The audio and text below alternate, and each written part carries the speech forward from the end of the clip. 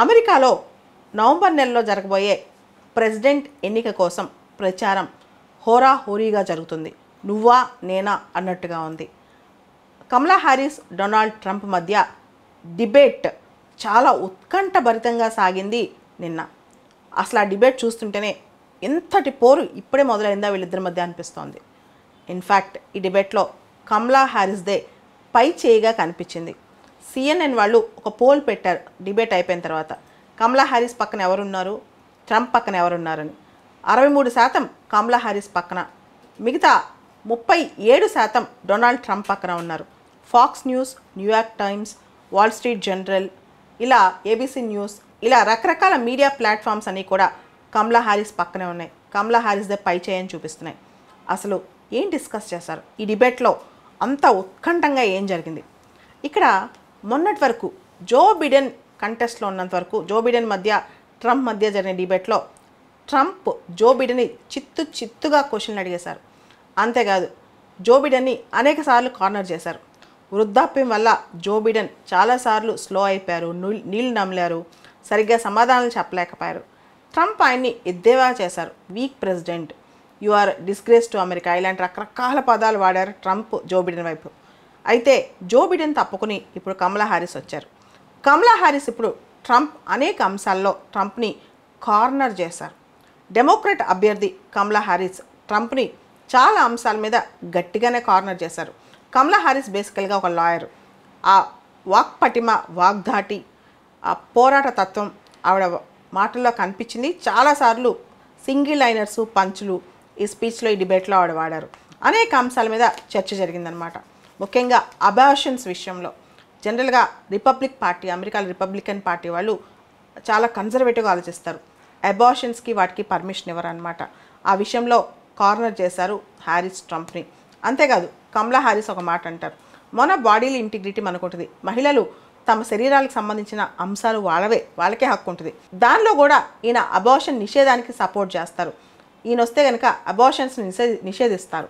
అయితే ట్రంప్ అన్నారు, అబార్షన్ నిషేధం అనేది ఆ నిర్ణయాధికారం అమెరికాలో రకరకాల రాష్ట్ర ప్రభుత్వాలకే ఇచ్చేసాము, ఎప్పటి నుంచి ఇది అమల్లో ఉంది, దానిలో ప్రస్తుతం ఇంకేం డిబేట్ ఉంది అన్నారు. అంటే రిపబ్లిక్ పార్టీ వాళ్ళు, అమెరికాలో రిపబ్లికన్స్ ఎప్పుడు కూడా అబార్షన్స్కి వ్యతిరేకంగా ఉంటారు, డెమోక్రాట్స్ ఎప్పుడు కూడా అబార్షన్స్కి ఫేవర్గా ఉంటారనమాట. అంటే మహిళల హక్కు వాళ్ళ ఇష్టం, వాళ్ళు కావాలంటే ఉంచుకోవచ్చు లేదా అబార్షన్ చేసుకోవచ్చు, ఇవన్నీ అన్నమాట. ట్రంప్ మాత్రం మహిళల శరీరాలపై హక్కులు ప్రభుత్వాందే అని అంటున్నారనమాట. సో ఇద్దరి మధ్య ఆ తేడా కనిపించింది. కమలా హ్యారిస్ కథనం ప్రకారం డొనాల్డ్ ట్రంప్ ఎలక్షన్ ర్యాలీస్ అని చాలా బోరింగ్గా సాగాయన్నమాట. డొనాల్డ్ ట్రంప్ మాట్లాడే మాటలకి కొన్నిసార్లు అర్థం లేకుండా ఉందంట. విండ్ మిల్స్ నుంచి క్యాన్సర్ వస్తుంది, ఇలాంటి పదాలు కూడా డొనాల్డ్ ట్రంప్ వాడటం జరిగింది. ట్రంప్ మాటలు వినలేక జనం ఇబ్బంది పడిపోతున్నారు, వాళ్ళకి బోరు కొడుతుంది అని చెప్పి కమలా హ్యారిస్ అన్నారనమాట.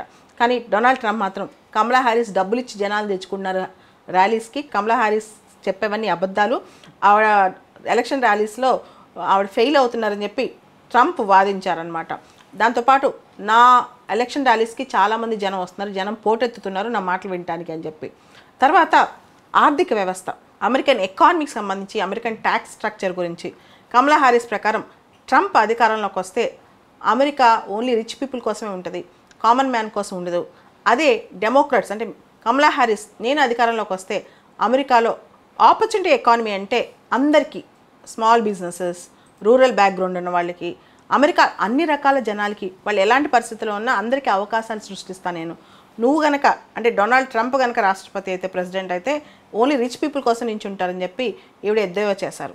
అయితే డొనాల్డ్ ట్రంప్ వీళ్ళ అడ్మినిస్ట్రేషన్, జో బిడెన్ని ఈవిడ్ని కామెంట్ చేశారు, మీ వల్ల ఇన్ఫ్లేషన్ బాగా పెరిగిపోయిందని చెప్పారనమాట. డొనాల్డ్ ట్రంప్ ఇంకో మాట కూడా చెప్పుకున్నారు, నేనున్నప్పుడు కరోనా వచ్చింది, కరోనా వచ్చినప్పుడు కూడా అమెరికాలో ఎకనామిక్ టర్బులెన్స్ రాకుండా నేను చాలా బాగా అమెరికాని రన్ చేశాను, మీరు సరిగ్గా రన్ చేయలేకపోతున్నారు అమెరికన్ ఎకానమీని అని చెప్పి డొనాల్డ్ ట్రంప్ కమలా హ్యారిస్ని అంటం జరిగిందనమాట. తర్వాత ఇమిగ్రేషన్స్ విషయంలో డొనాల్డ్ ట్రంప్ది, కమలా హ్యారిస్ది కంప్లీట్గా different stand. Donald Trump anti immigration, జనరల్గా రిపబ్లికన్స్ అనేవాళ్ళు దర్ యాంటీ ఇమిగ్రెంట్స్ అనమాట. ఇమిగ్రెంట్స్ అంటే వలసలు వచ్చేసి ఇతర దేశాల వాళ్ళు మన దేశానికి వచ్చి మన దేశంలో జంతువులు, మన పెంపుడు జంతువుల్ని, ఎలుకల్ని, పిల్లుల్ని, కుక్కల్ని కూడా చంపుకు తింటున్నారని చెప్పి ట్రంప్ చాలా ఎక్స్ట్రీమ్ స్టేట్మెంట్స్ ఇచ్చారు.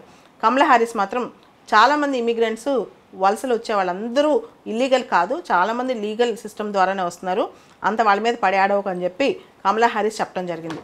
ఈ వలసల విషయంలో కమలా హ్యారిస్ మాట్లాడుతూ మా టెన్యూర్లో డెమోక్రాట్స్ రూలింగ్లో ఉన్నప్పుడు మేము సరిహద్దుల్లో ఇల్లీగల్ ఇమిగ్రేషన్స్ ఆపడానికి బార్డర్ సెక్యూరిటీ బిల్ తీసుకొచ్చాం, మీరే రిపబ్లికన్ పార్టీ వాళ్ళే దాన్ని ఆపేశారు, ఇప్పుడు మమ్మల్నే క్వశ్చన్ చేస్తున్నారు వలసల గురించి అని చెప్పి ఆవిడ డొనాల్డ్ ట్రంప్ని ఎద్దేవా చేశారు. యుద్ధాలు, విదేశీ వ్యవహారాల అంశంలో ట్రంప్కి హ్యారిస్కి మధ్య చాలా అభిప్రాయ భేదాలు ఉన్నాయి. డొనాల్డ్ ట్రంప్ ఒక మాట అన్నారు, నేను కనుక యుద్ధం స్టార్ట్ అయ్యేటప్పుడు రష్యా ఉక్రెయిన్ మధ్య అమెరికా ప్రెసిడెంట్ అయి ఉంటే ఆ యుద్ధం అసలు మొదలు కానిచ్చేవాడిని కాదు కూడా అన్నారనమాట. దానికి కమలా హ్యారిస్ ఏమని తెలుసా, ఒకవేళ కనుక ట్రంప్ ప్రెసిడెంట్ అయ్యి ఉంటే ఇప్పటికల్లా ఆయనే ప్రెసిడెంట్ టైంలో యుద్ధం మొదలై ఉంటే ఈ పాటికి పుతిన్ మొత్తం ఉక్రెయిన్ ఆక్యుపై చేసి క్యూలో ఉండుండేవాడు అని చెప్పింది. అంటే డొనాల్డ్ ట్రంప్ డిక్టేటర్స్కి, నియంతలకి ఒగ్గుతాడు, నియంతలతోనే ఫ్రెండ్షిప్ చేస్తాడు, ఆయన డిక్టేటర్స్ అంటే ఇష్టం, డెమోక్రసీ అంటే ఇష్టం లేదు అని చెప్పి.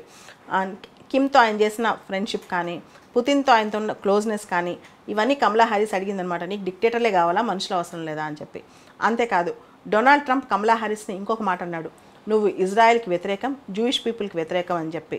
ఆవిడంది, నేను ఇజ్రాయెల్కి వ్యతిరేకం కాదు, జూయిష్ పీపుల్కి వ్యతిరేకం కాదు, కానీ పాలస్తీనియన్స్ కూడా మానవ హక్కులు ఉంటాయని చెప్పి ఆవిడ చెప్పిందనమాట. గన్ కల్చర్ గురించి మాట్లాడుతూ డొనాల్డ్ ట్రంప్, ఒకవేళ కనుక కమలా హ్యారిస్ ప్రెసిడెంట్ అయితే అందరు గన్లు తీసేసుకుంటుంది, అసలు గన్లే ఆపేస్తుంది.